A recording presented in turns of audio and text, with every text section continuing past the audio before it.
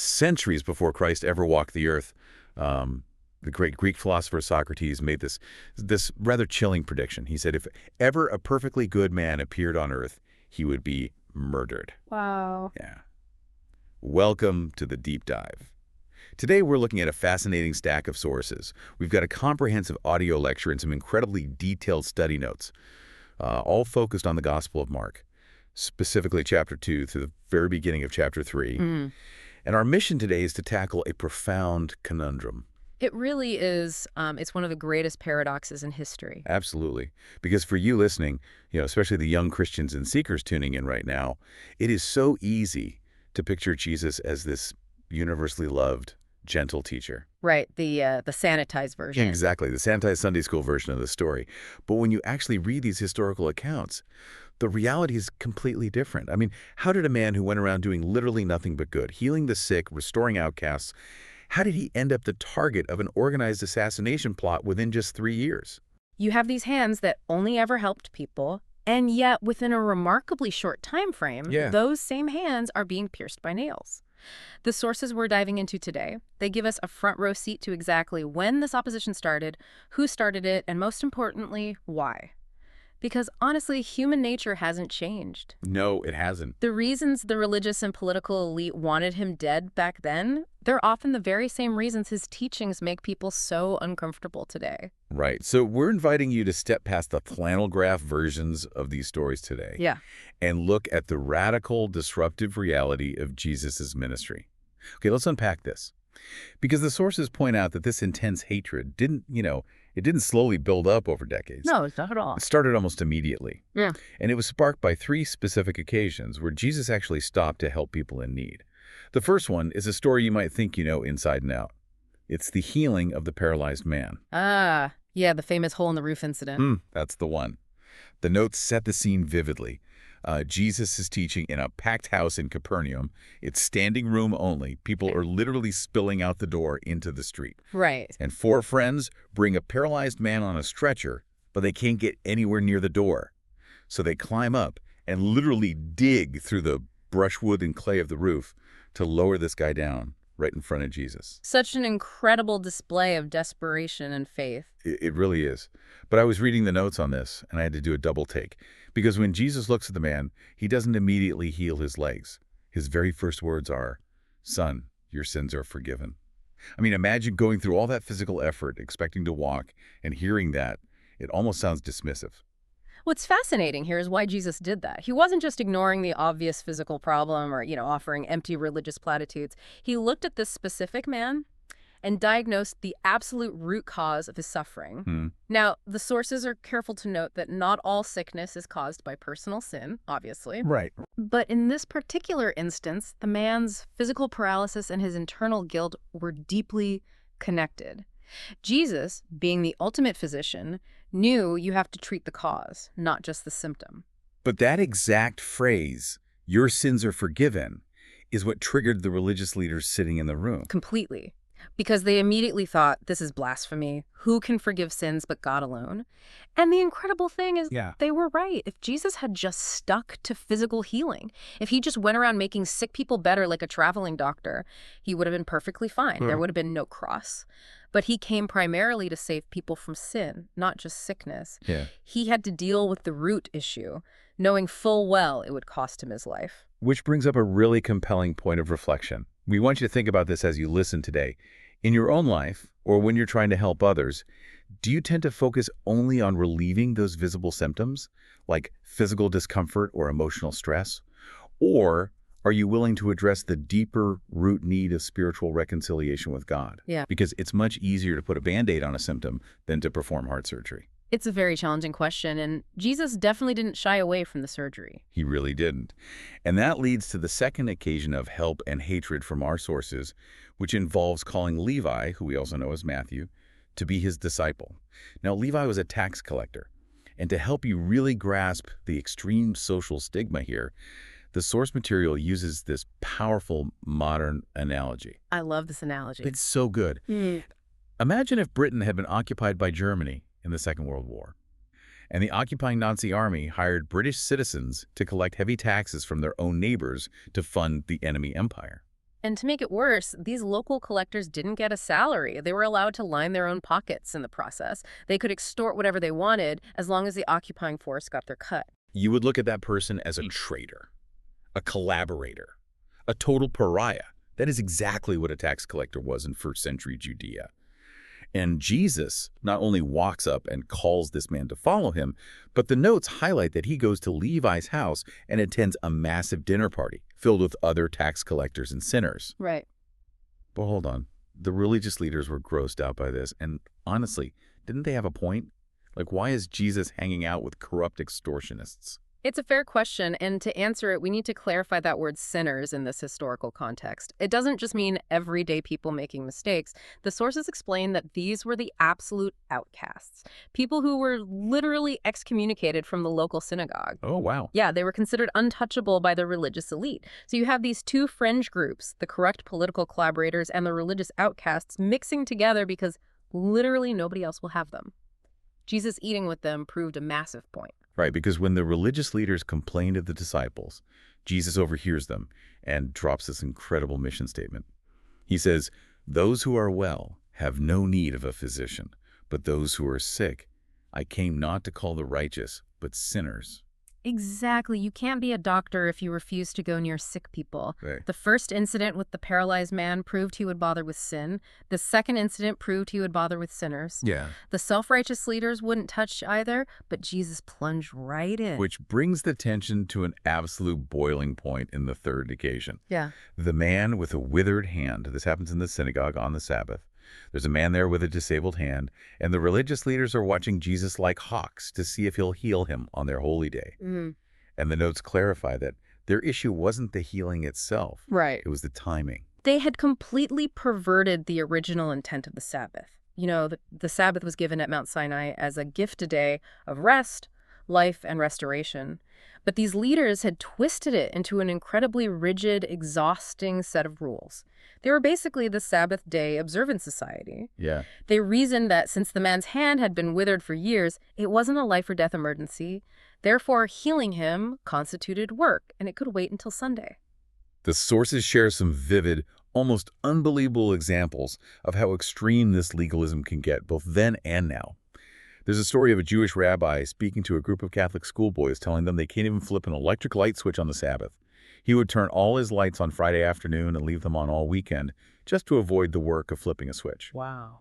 And the source also mentions Orthodox kibbutzim in Israel today that have tall poles with a wire stretched around the perimeter to mark the exact limit of a Sabbath day's journey. You can walk to the wire, but if you step 1 inch past it, you've broken the law of God. And the historical records show they even had debates back then over whether wearing false teeth on the Sabbath constituted carrying a burden. You're kidding. No, or if using a safety pin was akin to plowing. I mean, you have to wonder how many hours a week they spent just coming up with these loopholes. It sounds ludicrous to us, but this was the heavy, lifeless legalism they had imposed on the people. So Jesus looks at these leaders and he asks a brilliant question that targets their conscience. He asks, is it lawful on the Sabbath to do good or to do harm, to save life or to kill? And they stay completely silent. They refuse to answer. And the notes say Jesus actually looks at them with anger. He's grieved by the hardness of their hearts. He tells the man to stretch out his hand and is completely restored. And the immediate result, the religious leaders walk out and instantly start plotting his murder. It is staggering. 3 occasions where people were dramatically helped. A paralyzed man walks, a corrupt man is reformed, a disabled man is healed, and the result is a judicial murder plot. It's a really dark commentary on human nature. Which made me wonder, as I read the sources, who exactly were these people? The notes break down this cast of opponents into 3 distinct groups. First, you have the scribes. Right. The scribes were the professional religious class. Think of them as a mix of modern-day solicitors and magistrates. Their entire job was to give detailed guidance on how to apply the law. If you needed a rule for any obscure situation, they had it. Okay. But the fatal flaw of the scribe is that they could deal out righteousness and judgment by the barrel load, but they couldn't deal out forgiveness. If you broke the rule, they had nothing for you. That makes perfect sense why they hated him. Jesus was offering free forgiveness, which put them out of a job. Then you have the Pharisees. I found this part of the lecture really surprising because apparently they actually started out with really good intentions. They did. Generations earlier, when the Greek Empire was overrunning the area, they brought in Hellenistic culture things like nude sports in the gymnasium and lewd theater. The Pharisees formed as a devout reaction to that worldliness. The name Pharisee literally means separatist. They wanted to protect the holiness of God's people. But surely they thought they were doing the right thing by keeping the law so strictly. They did, but as often happens with strict religious movements, the pendulum swung way too far. Their religion became entirely about external thou shalt nots. They became so unbalanced, so exclusive, that their righteousness curdled into self-righteousness. They completely lost the heart of God in their attempt to protect the rules of God. They wouldn't even eat with the people who needed the most help. And the third group is the Herodians. Now, I was reading through the notes and I had to pause here because the lecture mentions that Herod was an Edomite. Why is that detail so important to the Jewish people at the time? It's crucial context. An Edomite means he was descended from Esau, making him part of a rival nation to Israel. Herod was a corrupt, morally weak puppet king installed by the Romans. So for the Jewish people, having an outsider installed by a pagan empire to rule over them was the ultimate insult. Not to mention, the notes say this current Herod literally had John the Baptist locked in the basement of his castle because John had dared to criticize Herod's morals. Exactly. If we connect this to the bigger picture, you see an unholy alliance forming. The scribes and Pharisees wanted Jesus dead, but they had no political or legal power to execute him under Roman occupation. They had to seek out the Herodians. Oh. So you have the ultra-religious purists, the Pharisees, who wouldn't be caught dead with the sinner, suddenly teaming up with the corrupt, secular political Herodians. They were opposed to each other in every conceivable way, united only by their shared burning hatred of Jesus. The sources track the how of this opposition too. And it's a terrifying psychological case study in how sin develops. It escalated in 3 distinct stages. First, it was just a thought. When Jesus forgave the paralyzed man, the scribes were just murmuring and questioning in their hearts. They didn't say a word out loud. But Jesus knew exactly what they were thinking, because sin always starts deep down in the unseen places, the heart and the imagination. Then it moved to the second stage. Word. By the time Jesus is eating with Levi the tax collector, the leaders are publicly complaining. They're whispering to the disciples, challenging him out loud, and finally it reaches the third stage, deed. After the healing on the Sabbath, they actively go out and hold counsel with the Herodians on how to destroy him. Thought, word, deed. It's a progression we all fall prey to, and it prompts our second point of reflection for you listening today. Opposition to Jesus moved from a silent thought to a spoken word to a violent action. What practical steps can you take to guard your own heart? How can you cut off wrong thoughts, resentments, or temptations before they take root in your imagination, before you hang them on the walls of your mind, and before they inevitably turn into harmful words or deeds? That is something we all really need to evaluate. Okay, here's where it gets really interesting. Why couldn't they just disagree with his theology and let him be? The sources point to 2 massive reasons. First, he completely threatened their authority. He was a master debater. Put yourself in their shoes. They are the established religious leaders. They have the degrees, the robes, the seats of honor. Suddenly, this untrained carpenter from Nazareth shows up and starts drawing massive crowds. And worse, when they try to trap him in public debates, he uses unanswerable logic and the Old Testament scriptures to tie them in knots. Like when they asked why he eats with sinners, and he just appeals to their conscience, saying, does a doctor belong with the healthy or the sick? Exactly. What can you say to that? He used their own logic against them. They could feel their authority vanishing, and they couldn't handle it. But I have to ask, couldn't they have just incorporated some of his better teachings?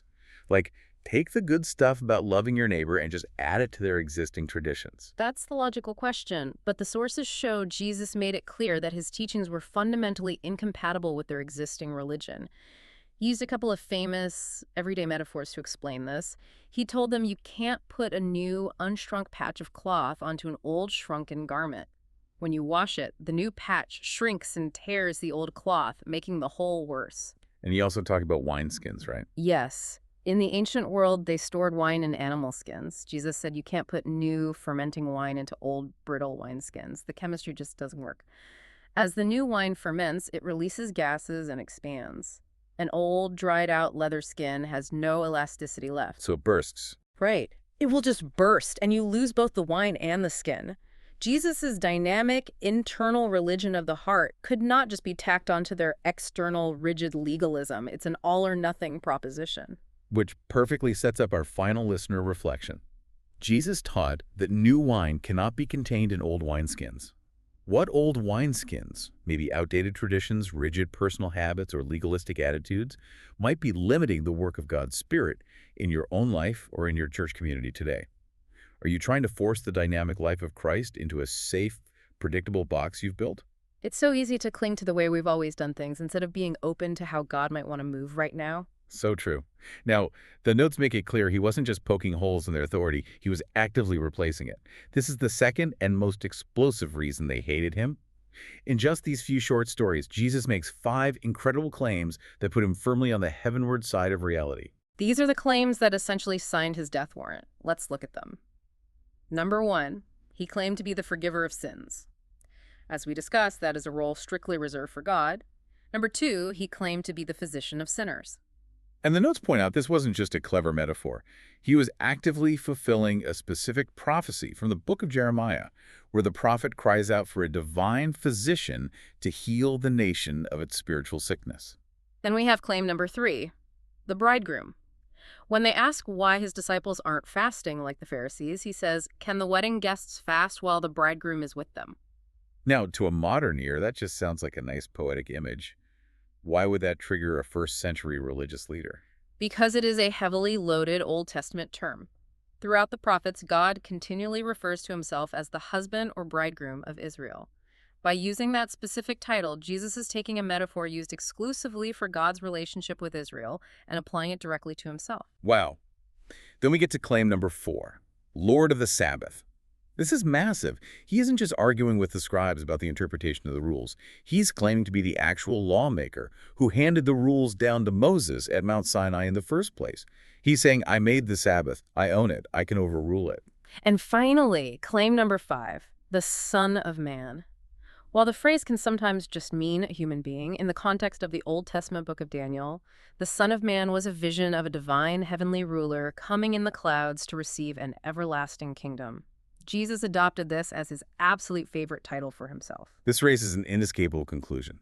The sources make this point so clearly. You cannot look at these 5 divine claims and just pat Jesus on the head, calling him a great man or a good moral teacher. This raises an important question, and the famous C.S. Lewis argument, often called the trilemma, applies perfectly here. Lewis pointed out that a man who was merely a man and said the sort of things Jesus said would not be a great moral teacher. By making these 5 claims, forgiver of sins, divine physician, bridegroom, Lord of the Sabbath, and Son of Man Jesus left the world with only a few options. Either he was completely delusional, a lunatic on the level of someone claiming to be a poached egg, or he was a manipulative liar, the greatest blasphemer in human history, totally deserving of execution under Jewish law. Or he was exactly who he claimed to be, God. There is no middle ground. So what does this all mean? We started this deep dive looking at Socrates' quote, wondering how a good man who healed the sick got murdered so quickly. And the answer, found right here in the sources, is that Jesus wasn't crucified for being a healer. He was crucified because he was a savior. He claimed the ultimate exclusive authority to deal with humanity's deepest, most fatal disease, which is sin. If he had only wanted to be a popular miracle worker wandering the dusty lanes of Galilee, he could have lived to a ripe old age. But because he came to save us, the cross was inevitable from day one. It's why the ultimate symbol of Christianity isn't a hospital stretcher. It is the broken bread and poured out wine. It represents a life that was willingly, intentionally given up to bridge the chasm between God and humanity. He didn't just point the way to God, he claimed to be the way. It changes everything about how you read these stories. And as we wrap up, we want to leave you with one final provocative thought. We've seen today how the religious and political establishment of the first century completely rejected Jesus, because he disrupted their power, their traditions, and their neat theological boxes. But if we're honest, human nature hasn't really evolved much since then. We see it all the time today. When someone skips onto the public stage speaking uncomfortable truths that don't fit into our accepted political or social categories, our society's first instinct is to silence them, to cancel them, to completely remove them from the conversation. It really makes you wonder, if Jesus were to physically walk into one of our modern churches this coming Sunday, bringing his disruptive new wine, would we recognize him and welcome him? Or would we too instinctively try to protect our own comfortable old wineskins? something for you to chew on long after this deep dive is over.